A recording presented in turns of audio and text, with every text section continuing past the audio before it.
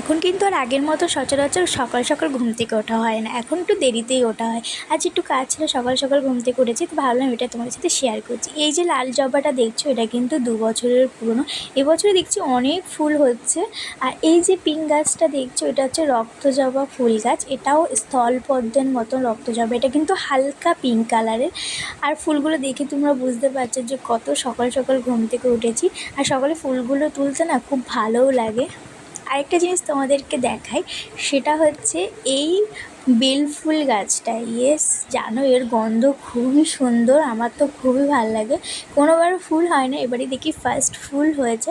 আর এই যে নয়নতারা ফুল গাছ, এটা হচ্ছে 2 রকমের কালার আছে, একটা সাদা আর একটা পিঙ্ক কালারের। তো দেখো কতটা ফুল হয়ে গেছে। আরেকটা ইন্টারেস্টিং জিনিস তোমাদের সাথে শেয়ার করি, সেটা হচ্ছে এই লেবু গাছটা প্রায় 2 বছর পুরনো। মায়ের হাতে ছাদের উপর ছোট্ট একটা বালতির মধ্যে লাগানো। প্রত্যেকবার না অনেকগুলো ফুল হয়, কিন্তু ফল হয় প্রায় 10-12। এবারও তাই হয়েছে। তো চলো